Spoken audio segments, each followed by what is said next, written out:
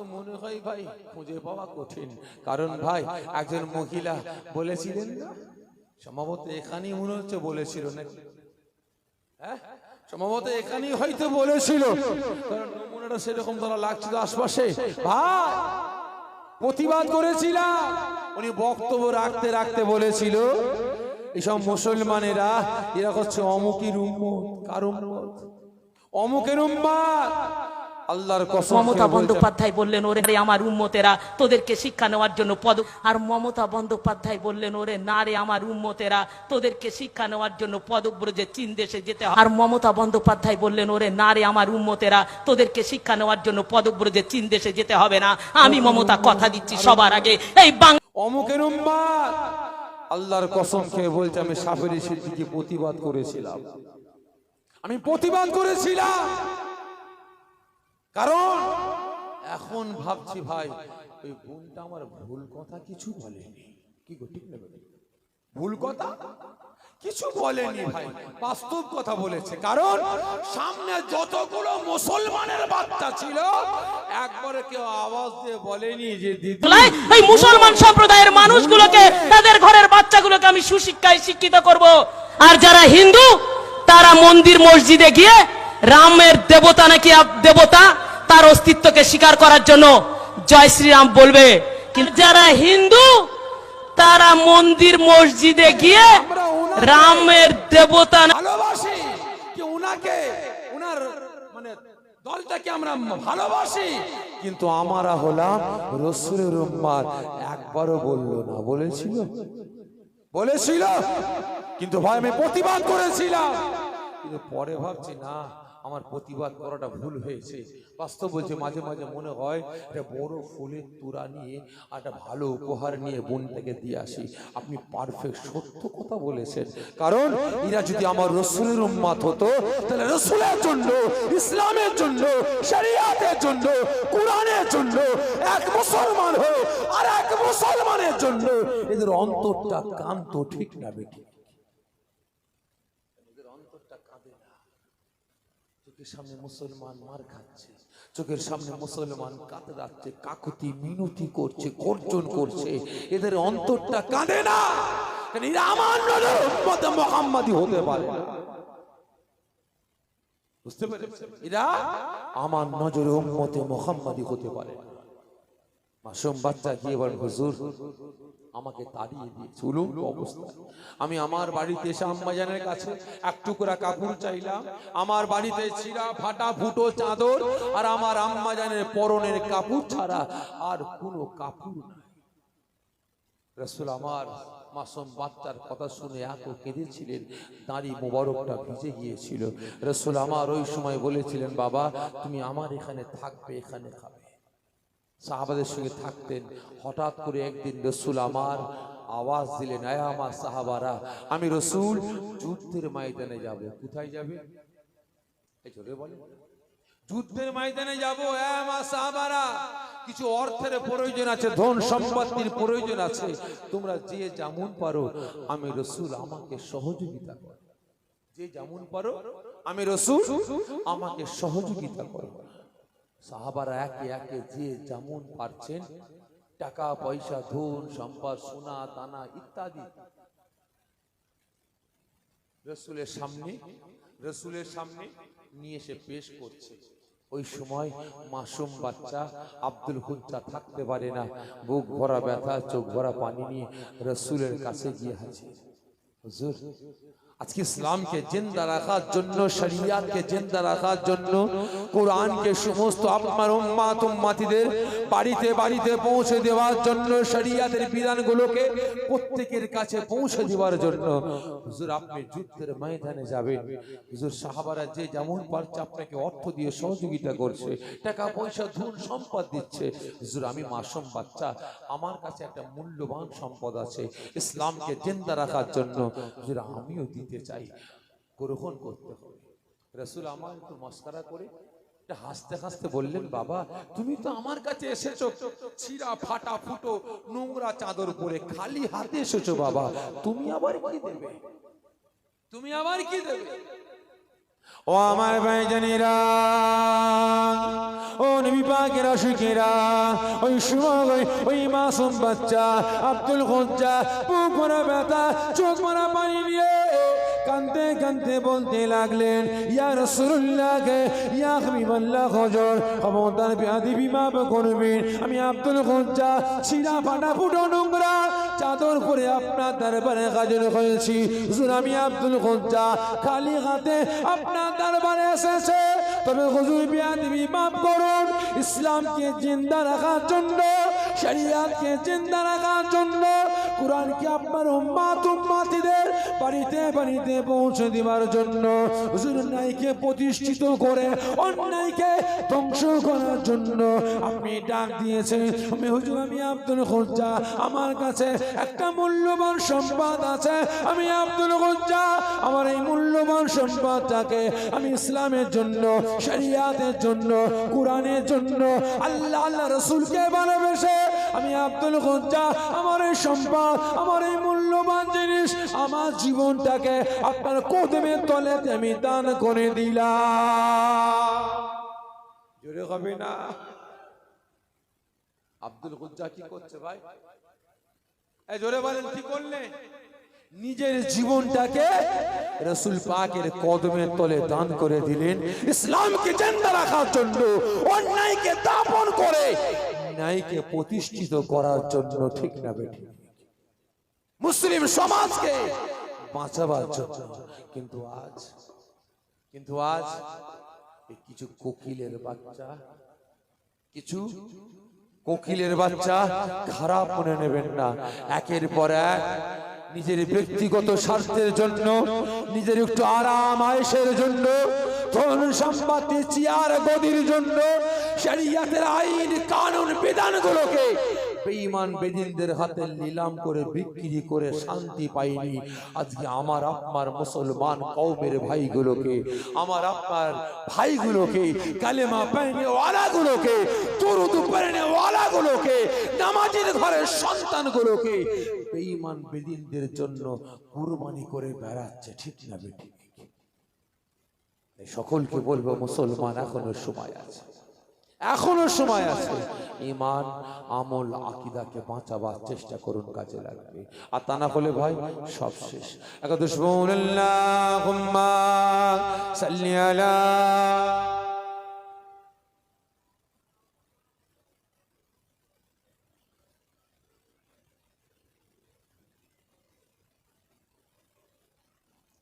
আমাদের ঠিকানা ইসলাম, মানি না কোন স্লোগান।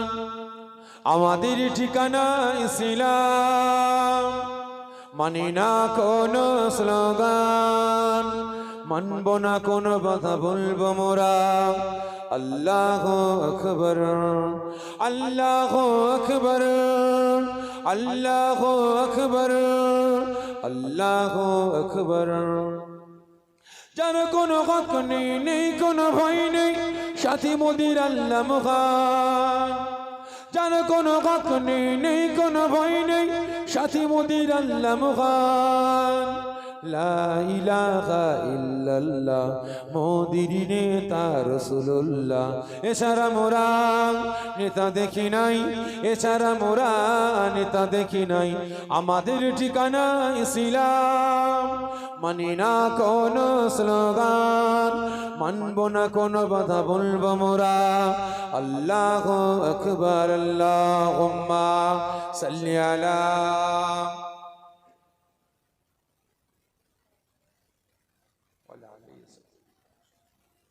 মাওলানা। আমার দিনদার ইমানদার নেককার পরিষ্কার নামাজি মুসল্লি আল্লাহর বয়োজ্যেষ্ঠ আব্বা জানেরা, জওয়ান যুবকেরা, তাই প্রত্যেকের দিকে দৃষ্টি আকর্ষণ করে বলছি, এখনো সময় আছে, এখনো সময় আছে। আল্লাহ পাকের পক্ষে, রাসূলের পক্ষে, শরিয়াতের পক্ষে, ইসলামের পক্ষে এসে অন্যের বিরুদ্ধে গর্জে উঠুন। মুসলিম সমাজকে বাঁচাবার জন্য, মসজিদ মাদ্রাসাগুলোকে বাঁচাবার জন্য গর্জে উঠুন, কাজে লাগবে। না হলে এই নামে তাল পুকুর ঘুটি ডোবে না, নামে মুসলমান কাজে জাহান্নামের কাঠ হতে হবে।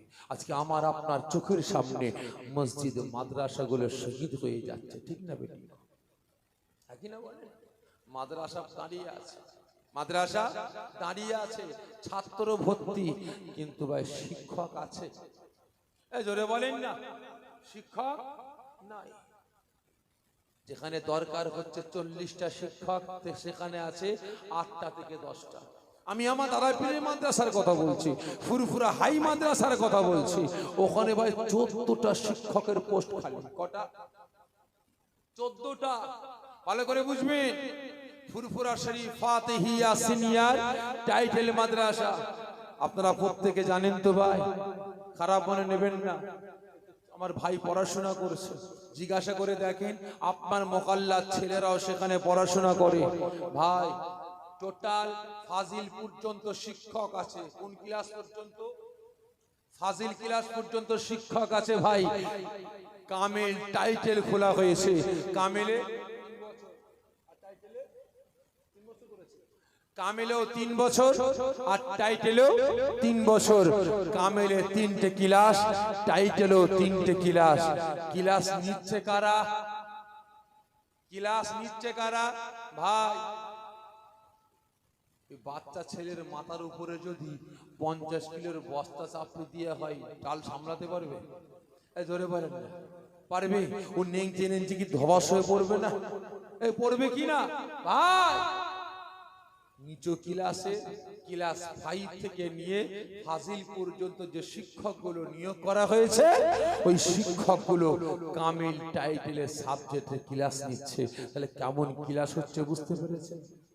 এই তো পরীক্ষা দিয়েছে ছেলেরা, পরীক্ষা দিয়েছে, বলছে ভাইজান যে কোটা পড়েছি সিলেবাস একটাও আসে না, একটাও আসে না।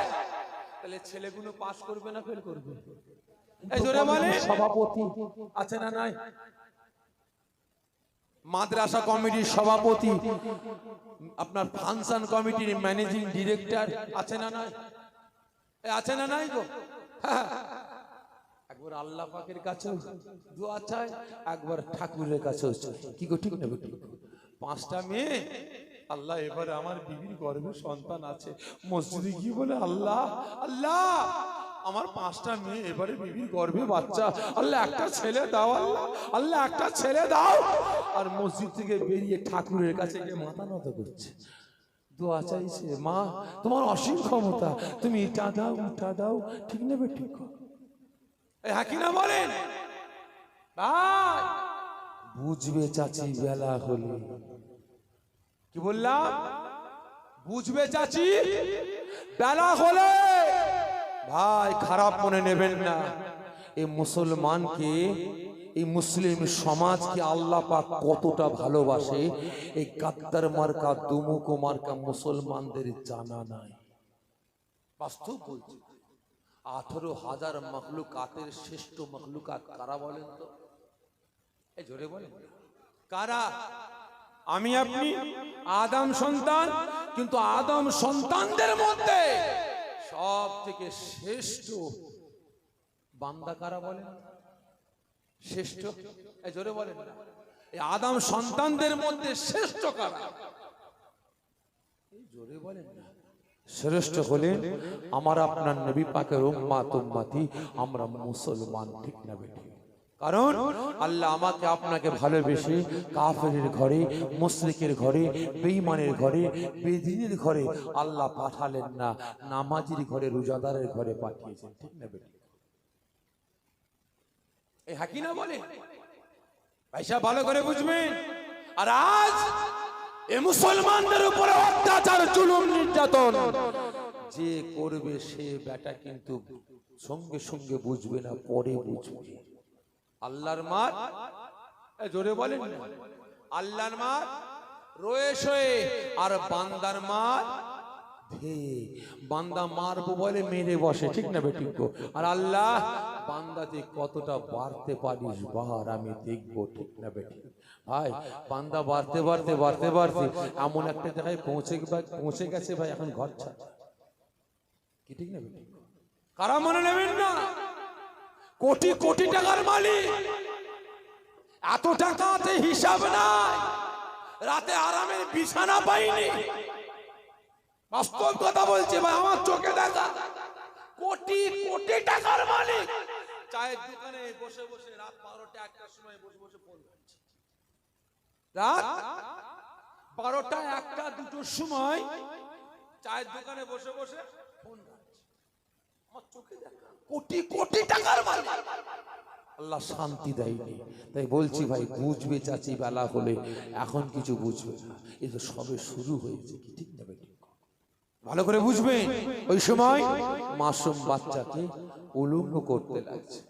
ও আমার ভাইজানেরা, ও নবী পাকের আশিকেরা, ওই সময় ওই মাসুম বাচ্চা আর থাকতে পারে না, বুক ভরা ব্যথা, চোখ ভরা পানি নিয়ে পরনের কাপড়টাকে খুলে দিয়ে টান মেরে গে চাচার সম্মুখে ছুঁড়ে ফেলে দিয়ে, দুটো হাত দিয়ে, একটা হাত সম্মুখে, একটা হাত পিছনে দিয়ে কাঁদতে কাঁদতে আল্লাহ ঘরের দিকে ছুটতে লাগেন। কাঁদতে কাঁদতে ঘরের সম্মুখে গিয়ে আওয়াজ দিয়ে বলতে লাগেন, ও আমার আম্মা জান, ও আমার আম্মা জান, আপনি কোথায় আছেন?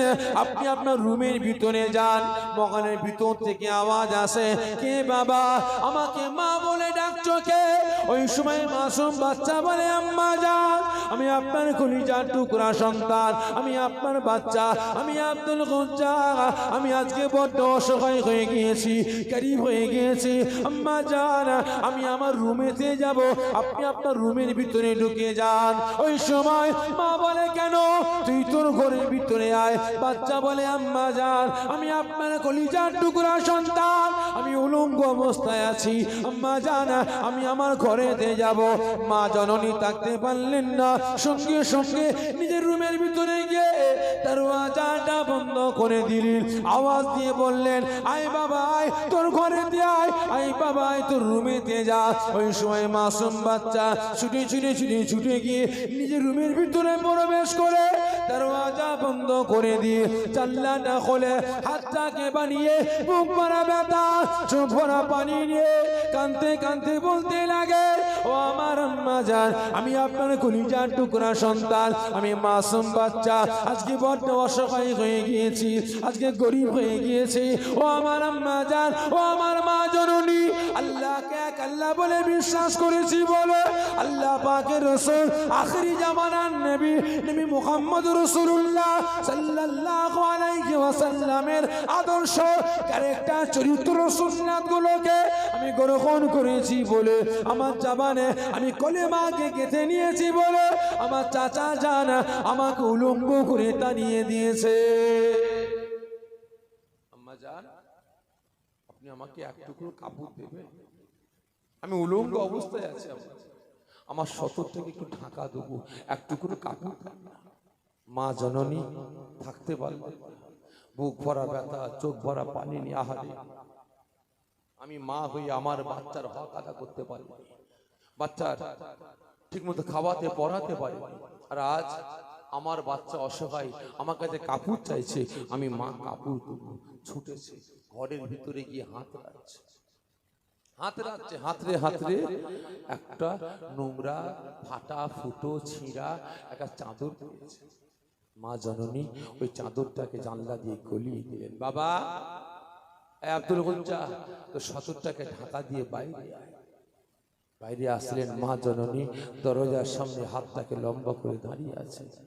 আব্দুল গজ্জা বেরিয়েছেন, কোন রকমে ঢাকা দিয়ে সতরটাকে ছুটে ছুটে ছুটে ছুটে এসে মাকে জড়িয়ে ধরলেন। মা বেটাকে জড়িয়ে ধরে দুটো গালে চোমা দেয়। মা কাঁদতে কাঁদতে বলে, বাবা আমি তোর মা, তোকে বলছি, তোকে তোর চাচার বাড়িতে মানুষের মতো মানুষ তৈরি করার জন্য দিয়েছিলাম। ভাতিজা, আমি তোর মা, তোকে বলছি, যা সারা জীবনের জন্য মাতৃভূমি ত্যাগ করে আমাকে ছেড়ে দিয়ে, তোর পাড়া পড়শিকে ছেড়ে দিয়ে, তোর ভালোবাসার মানুষ আল্লাহ পাকের রাসূল এ জামানার পয়গম্বর আব্দুল্লাহর বেটা মুহাম্মাদের কাছে মানুষের মতো মানুষ তৈরি হয়ে গেছে। জোরে বলেন না সুবহান। ভালো করে বুঝবেন, মা কোথায় পাঠালেন? জোরে বলবেন, কোথায়? রাসূল পাকের দরবারে মানুষের মতো মানুষ তৈরি করার জন্য। ভালো করে বুঝবেন, মাসুম বাচ্চা, সংক্ষেপে বলছি, বলে অন্যদিকে যাব। মাসুম বাচ্চা এক পা দু পা তিন পা করে রসুল পাকের দরবারে গিয়ে হাজির। মসজিদ নববী শরীফের সম্মুখে একটা খাজুর গাছ আছে, খাজুর গাছের গোড়ায় মাসুম বাচ্চা বসে আছে। মাসুম বাচ্চা বসে আছে, রসুল পাক সাহাবাদের নিয়ে কথাবার্তা বলছেন। বলতে বলতে হঠাৎ রসুল পাকের নজরটা পড়ে যায়, এই সাহাবারা, কার বাচ্চা বসে আছে, একটু যাও তো নিয়ে এসো, একটু নিয়ে এসো আমার কাছে। সাহাবা হুজুররা গিয়ে মাসুম বাচ্চাকে নিয়ে আসে। এই কচি, তোমার এই কি অবস্থা? চিরা ফাটা ফুটো নোংরা চাদর পরে আমি রসুলের দরবারে হাজির হয়েছ, হ্যাঁ? তোমার কি কাপড় চুপড় না? মাসুম বাচ্চা কাঁদতে কাঁদতে বলে ওঠেন, হুজুর, আপনাকে নবী বলে গ্রহণ করেছি, এক আল্লাহকে আল্লাহ বলে বিশ্বাস করেছি, আজকে কলেমা পড়েছি বলে আমার চাচা আমাকে উলঙ্গ করে আমার বাড়ি থেকে তাড়িয়ে দিয়েছে। কাকে বলছে? জোরে বলে, কাকে? রাসূল পাক। আর আজকে আমি আপনি এক মুসলমানের বাচ্চা হয়ে আর এক মুসলমানকে তাড়াচ্ছি কার জন্য? এই জোরে বলেন না, কথা বলেন, কার জন্য? যে আওয়াজ দিয়ে বলে, হ্যাঁ ঠিক বলেছে, কাফের, মুশরিক, বেঈমান, বেদিন, চোর, চুপটা, চিটিং মাস্টার খুশি করার জন্য এক মুসলমান হয়ে আর এক মুসলমানকে ঘর ছাড়া করছি, ঠিক না বেটি? কি না বলে? কিন্তু কদিন আগে আমি জলসা এসেছিলাম, খাল পার করে, কি জায়গার নামটা ভুলে গেলাম, ওয়াজ করছি, কিয়ামে দাঁড়িয়েছি, দাঁড়াম দাঁড়াম করে বোম পড়ছে, আল্লাহু আকবার, ভয় খেয়ে গেলাম। বাস্তব কথা বলছি, প্রায় 15-20 দিন হবে, 15-20 দিন হবে ওয়াজ করছি, ওয়াজ করা কমপ্লিট, কিয়ামে দাঁড়িয়েছি, দাঁড়াম দাঁড়াম করে বোম মারছে। খারাপ মনে নেবেন না, কাকে ভয় দেখাবার জন্য? কে মারছে? মুসলমান মারছে আর এক মুসলমানকে মারার জন্য, ঠিক না বেটি? আজকে আপনি মুসলমান দাবি করলেন, কেমন মুসলমান? নিজের বিবেককে প্রশ্ন করুন। মুসলমান আছেন তো? মুসলমান আছেন তো? উম্মতে